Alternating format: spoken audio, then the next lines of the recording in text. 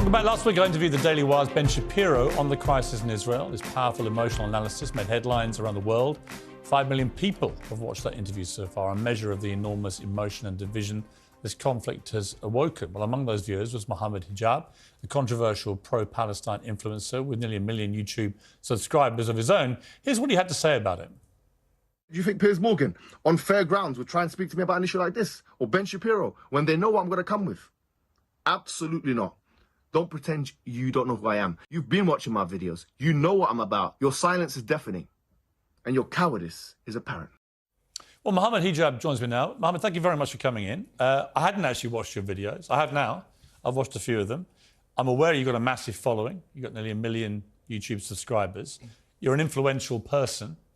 And you have a lot to say about this issue, obviously. So I thank you for coming in. But I'm not too cowardly to talk to you. I don't have a horse in this race. I think I've tried to straddle a divide of being fair-minded with all sides. I've had all voices on the show. I commend you for that, actually, to be honest, for bringing me on. But do realise I did caveat that with unfair ground. So let's hope that this interview is conducted. I intend to be completely fair. Yeah, sure. I promise you, because all I want to get to here is a real sense of what is going to happen. We can all look back at. We can all look back. Let me just. We can all look back. Before that, Piers. Yeah. Sorry, if you want to say fair grounds, you introduced me as a Palestinian controversial. I actually corrected myself. Right, so... I said pro-Palestinian. I meant to say pro-Palestinian. So why did the word controversial come into play? I think you're controversial. So are you. Yeah, I wouldn't deny So is that. the ambassador. Why didn't you introduce her in that manner? I'm happy to say that to many people, her views would be controversial. So why didn't you introduce me as the Oxford graduate? Do you want to be introduced as that? Yes. OK, or an Oxford graduate. Go ahead. OK. No problem. You can be introduced as anything you like, frankly. It makes no difference to the debate. Let me ask you this. Where were you when you heard about what happened on October the 7th? I was at home. What was your reaction when you heard? I was actually very sickened by it. And this is something I do want to put on the table because I think it's fair for people to know this. In our religion, we do not believe, okay, as a Muslim, I am a Muslim, and I do not believe in the killing of any man, woman or children, non-combatants. That is not despite the religious teachings. That is because of the religious teachings. So in terms of condemning Hamas and just jumping straight into it, I condemn not only Hamas, but any other entity, okay, wherein it's proven that this has been done, that the killing of combatants has been done. Therein, I condemn any party that does it. Any party that kills people or strikes at people where it's more probable than not that it will hit a civilian target, I condemn them. And that's why I condemn the IDF. Because when they strike, they know that it's more probably than not going to hit civilian targets. They know that the majority of civilians, or the majority of people that are going to be affected are civilians. We know that from the various operations that have been conducted. We know that because now in Gaza you find that there is a blockade, as you know, for 17 years, but also they're stopping them from electricity, water, which is a war crime under Geneva 4 of the Geneva Convention, Protocol 4 of the Geneva Convention.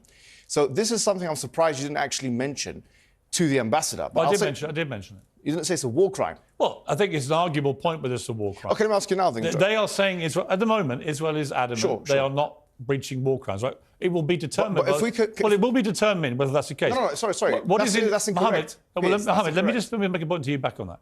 I think surely we can agree that what happened on October the 7th was a war crime. I mean, when people are taking grandmothers and executing them, kidnapping young children, when they're killing babies in their cribs, we can agree that's war crime, right?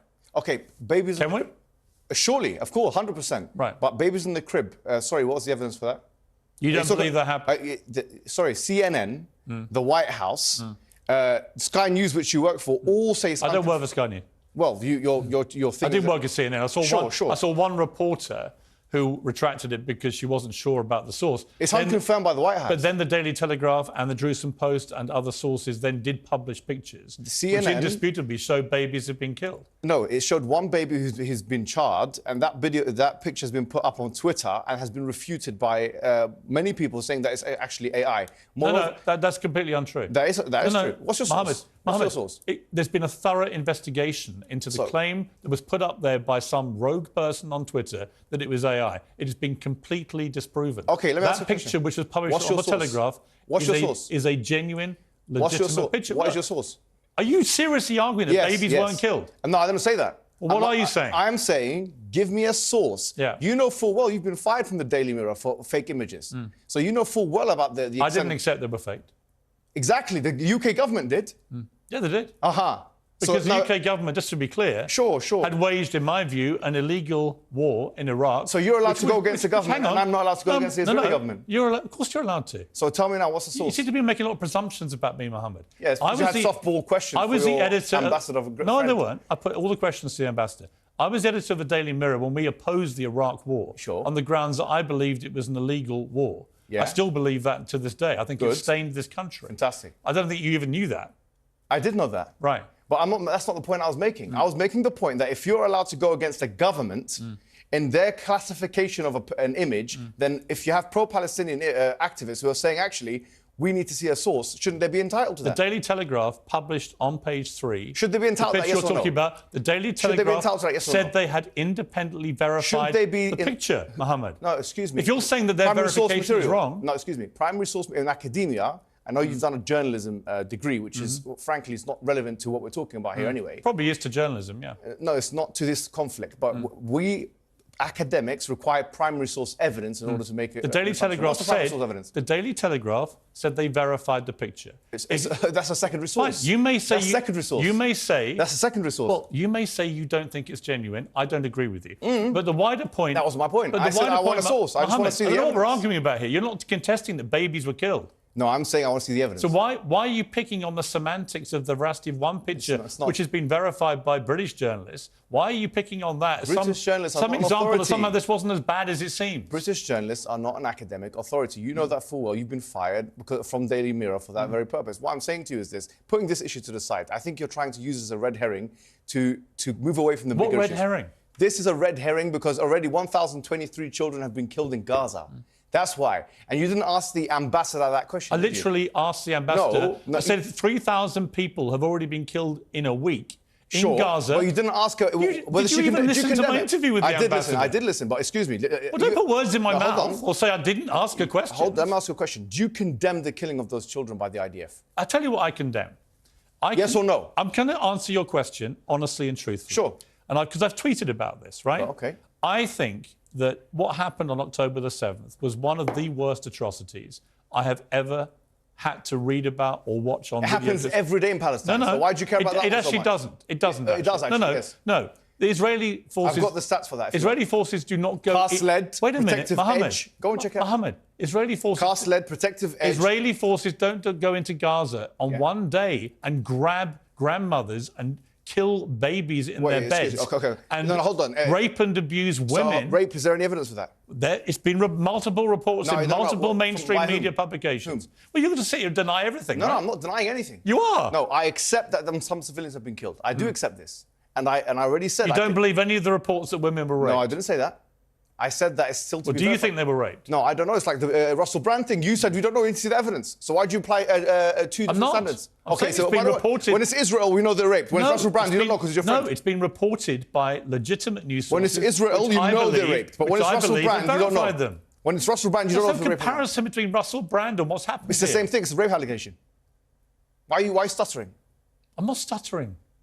You are stuttering. You don't have anything You're to say. contesting every single thing that I'm saying. Yeah, that's and I'm the saying point to of you, an argument. at the end, 1,300 people were brutally 2,000 people have been killed on the other side. Abused. 2,000 people have been killed on the other side. I said that to the ambassador.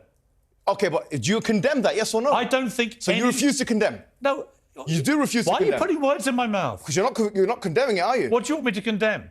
Israel's right. Excellent. What do I want you to condemn? Yes. I want you to condemn the fact that the IDF, knowing that it's more probable than not, pressing buttons from the sky, killing innocent civilians, 1,000 of them children, that is a war crime and that is not acceptable morally. Just like you condemn the other one. Is it condemnable or not? I believe, given the scale of what Hamas did on October the 7th, Israel is entitled to kill children. No, that's not what I said. Go ahead. They're entitled to defend themselves with force. Okay, excellent. Then the question becomes, Mohammed, it's an interesting debate. Sure. If, as it seems to me, you believe too, Hamas are not a force for good, do you believe that?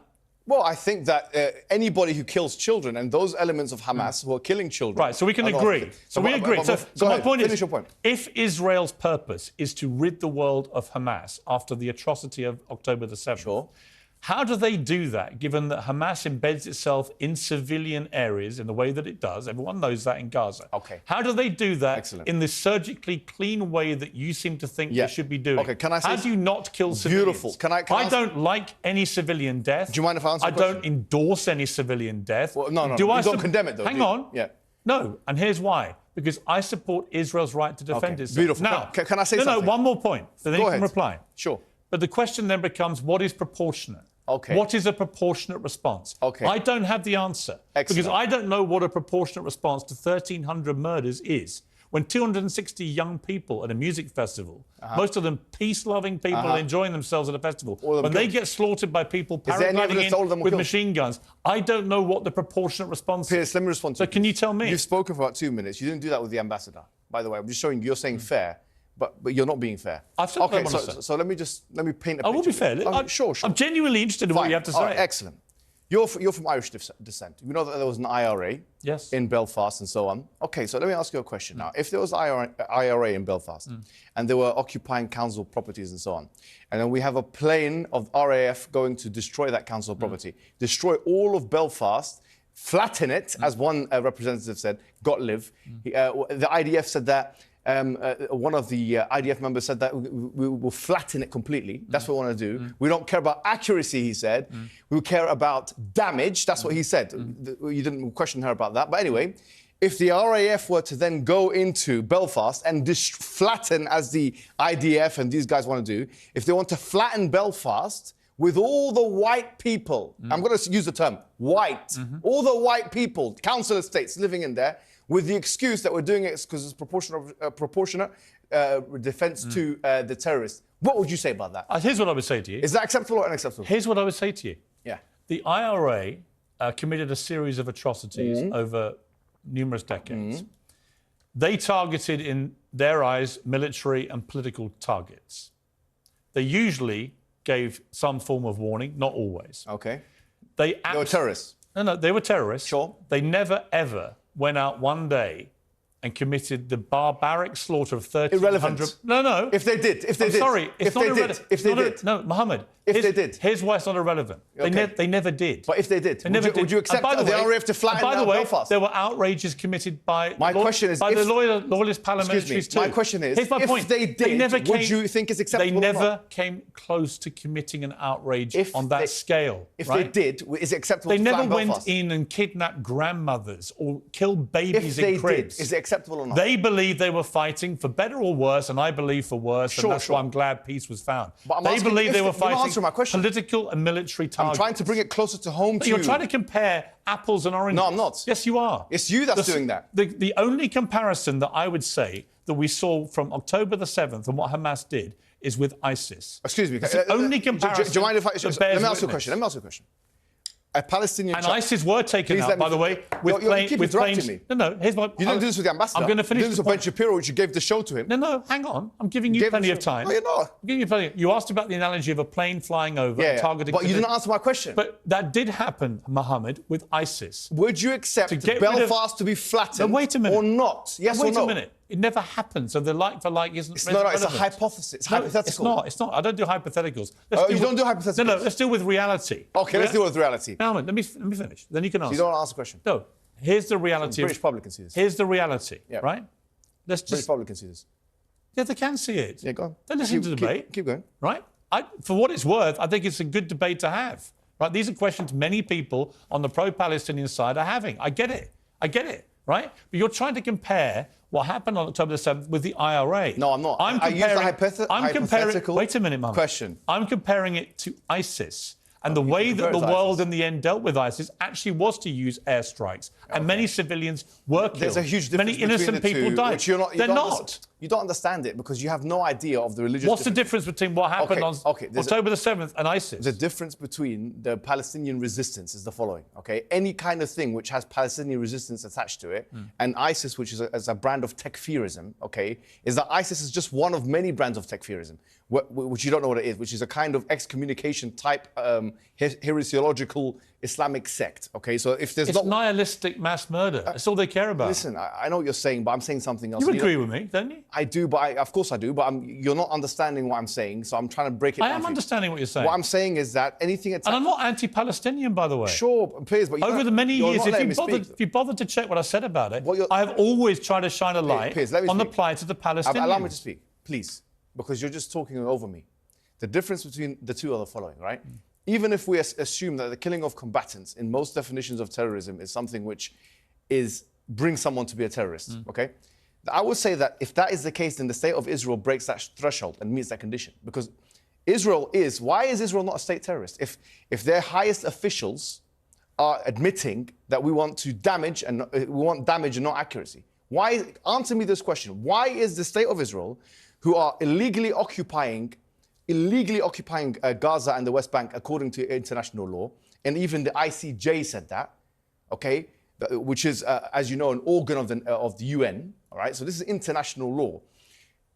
They're occupying, they're seizing, they're bombarding, they're indiscriminately killing, and they're blocking the supply lines. They're using white phosphorus. They're doing what you call mowing the grass, which is every few years, they're killing the Palestinian people. I want to understand what differentiates an Israeli in the sky pressing a button, killing the civilians, from somebody in any terrorist organization shooting the people. What differentiates it? Israel will say it has a right to defend itself. So will the terrorists? Right? That's what Osama bin Laden said. And they will. That's exactly Osama bin Laden's argument. No, it's not though.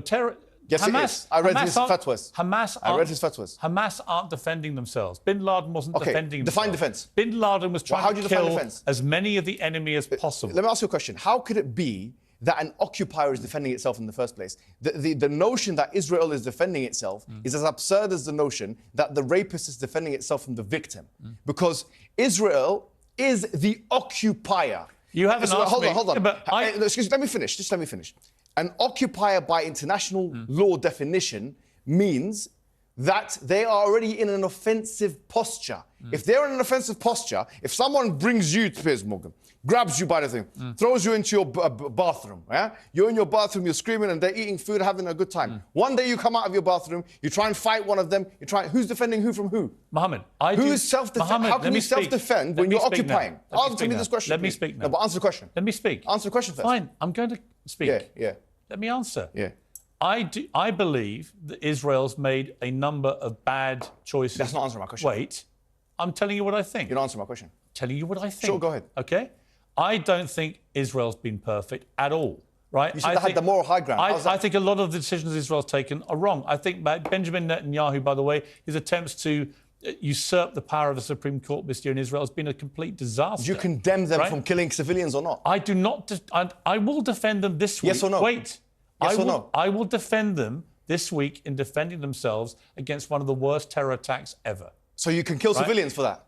You can target Hamas. Can you target? No, hold on. And if Hamas, the controlling, governing, ruling body in Gaza, hide amongst the public, this is a false. Members of the public will die. You're talking about fallacies. This is called the Moat and Bailey fallacy, which is that you're trying to defend one controversial idea by using another. It's Moat and Bailey fallacy. You can check it up in your own time. The point is this. I'm not asking you whether Israel has a right to defend itself. We've already said of the logical and legal impossibility. The logical and legal impossibility of an occupying power, according to international law, of actually defending itself because it's already... Let me finish. It's already in an offensive posture. Now, I'm saying this. If it is the case, you're just saying it's defending itself against Hamas. Is the only way to defend itself against Hamas by dropping bombs in the most densely populated area, one of the most densely populated areas in the world? Is that the only way?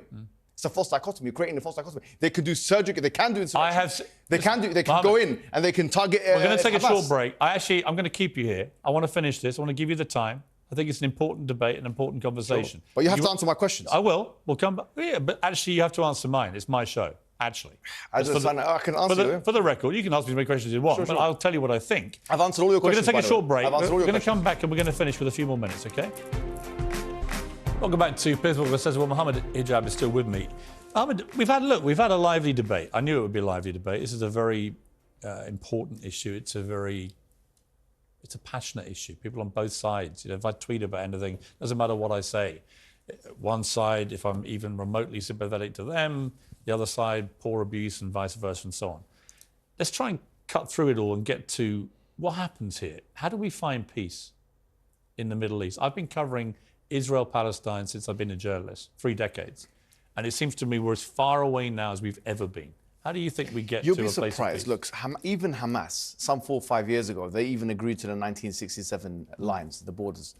And what you have to understand, that this cannot be scapegoated on Hamas, because before Hamas's existence, this was still going on. This was going on before Israel's existence. But do you believe in a two-state solution? No, I believe in... Look, even Hamas was proposing a two-state solution. But do you believe in it? Look, there's advantages and disadvantages. This is a different... I don't know. I mean, it's a difficult one. I'll be honest. Could you imagine 2 states next to each other living in peace?